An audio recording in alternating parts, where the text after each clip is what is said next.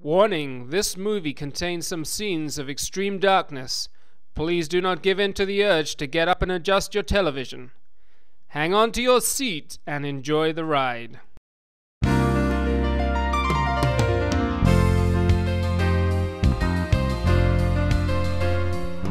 There was once a girl called Lucy.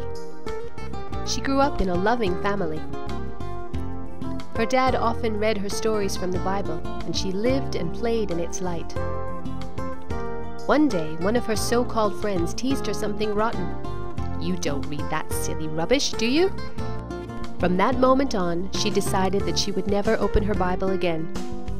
She closed her Bible, plunging her life into darkness. The light from God's Word sealed inside her Bible that started to gather dust on her bookshelf. Throughout primary school, she lived in the dark. The blue thing next to land is called? The sea. Correct, Lucy. Throughout secondary school, she lived in the dark. The speed of light is? 186,000 miles per second. Marvelous. Throughout university, she lived in the dark. Hey, can you tell me what you call a blind dinosaur? Do you think he saw us? That's great!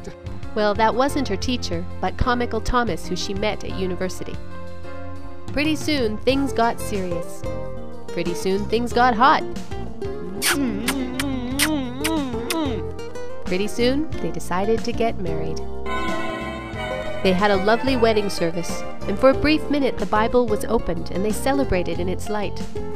But within minutes, they were back in the darkness. Lucy and Thomas got jobs. Within weeks, Lucy was pregnant. "Guess what, Thomas? I'm going to have a baby." How did that happen? Now, we'd love to tell Thomas, but since this is a movie for kids, I'm sorry, but we'll have to leave him guessing. A few months later, Eddie, their son, was born. And he grew up into a lovely little boy. Thomas used to read him stories from the Bible, and for a few minutes each night, they lived and played in God's light. Well, the years passed, and Eddie grew up, and he had children of his own.